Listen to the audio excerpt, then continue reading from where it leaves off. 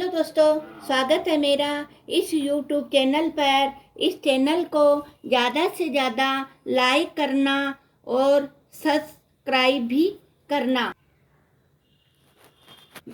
मैं आपको कामिका अथवा पवित्रा एकादशी के बारे में कथा सुनाने जा रही हूँ।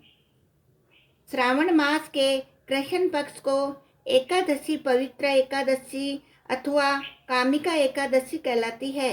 इस दिन भगवान श्रीधर की पूजा की जाती है। इसी व्रत के करने से सभी मनोकामनाओं की पूर्ति होती है। इसी से इसे कामिका एकादशी कहा गया है। इसके करने से ब्रह्म हत्या तक का दोष निवारण हो जाता है। वास्तव में यह बहुत पवित्र और पुण्यदायी व्रत है जो हर प्रकार के पापों से मुक्ति दिलाने में समर्थ है। धर्मराज युधिष्ठिर ने कहा, हे माधव, आषाढ़ शुक्ल पक्ष देव शनि एकादशी तथा चतुर्मास व्रत महामत्य मैंने भली प्रकार सुना और समझा। अब कृपा करके श्रावण मास के कृष्ण पक्ष की एकादशी के बारे में बतलाइए। श्री कृष्ण भगवान कहने लगे, हे युधिष्ठिर, इस एकादशी की कथा को एक समय ब्रह्मा जी ने नारद जी से कहा था, वही मैं तुमसे कहता हूँ। नारद जी ने ब्रह्मा जी से पूछा था कि हे पितामह, श्रावण मास के कृष्ण पक्ष की एकादशी का क्या नाम है, क्या विधि है और उसका महात्म्य क्या है, ये जानने की मेरी बड़ी इच्छा है। कृपा पूर्वक कुछ बतलाइए। भगवान श्री कृष्ण ने कहा, हे राजन, ब्रह्मा जी ने नारद जी को जो कुछ बतलाया वह मैं तुमको कहता हूँ।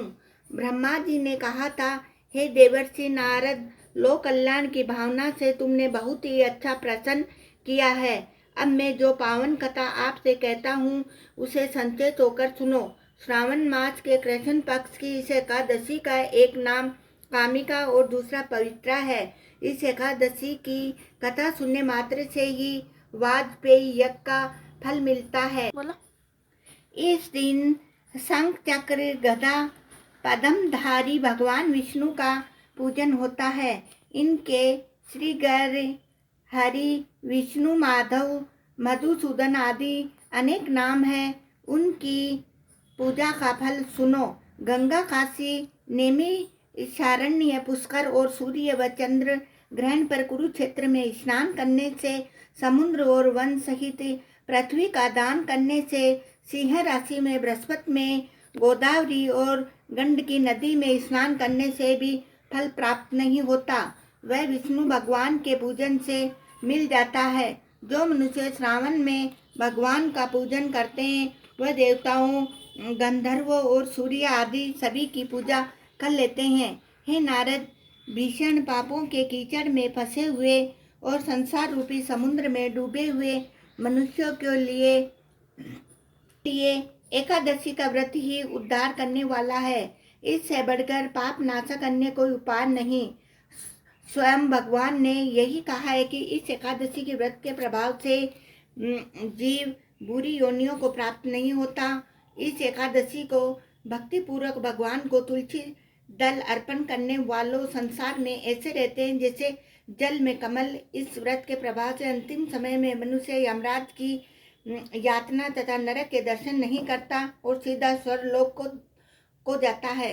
विष्णु भगवान रत्न, मोती, मणि तथा आभूषण आदि से उतने प्रसन्न नहीं होते जितने तुलसीदास से तुलसी दल अर्पण कर फल 4 बार चांदी और स्वर्ण दान के बराबर है। ब्रह्मा जी ने आगे कहा, भगवान को अति प्रिय तुलसी को मैं भी सदैव नमस्कार करता हूँ। तुलसी के वृक्ष को सींचने से संपूर्ण यातनाएं, दर्शन मात्र से समस्त पाप और स्पर्श से मनुष्य पवित्र हो जाता है। जो मनुष्य भगवान के चरणों में तुलसी अर्पित करता है वह मुक्त हो जाता है। कामिका एकादशी की रात्रि को दीप दान तथा जागरण के महात्म्य का वर्णन चित्रगुप्त भी नहीं कह सकते। जो मनुष्य इस एकादशी की रात्रि को भगवान के मंदिर में दीप जलाते हैं उनके पितृ स्वर्गलोक में सुधा पान करते हैं। जो गौशाला में घी या तिल के तेल का दीपक जलाते हैं वे 100 करोड़ दीपक मुक्त होकर सूर्य लोक को जाते हैं। अंत में ब्रह्मा जी ने कहा, ब्रह्म हत्या तथा भ्रूण हत्या आदि पापों को नष्ट करने वाली इस कामिका एकादशी का व्रत मनुष्य को यत्न पूर्वक अवश्य करना चाहिए। व्रत करने पर तो भी सभी मनोकामनाओं की पूर्ति होती है। इस कामिका एकादशी के महामत्य को श्रद्धा पूर्वक पढ़ने या सुनने के भी समस्त पाप नष्ट होकर उसे विष्णु लोक की प्राप्ति हो जाती है।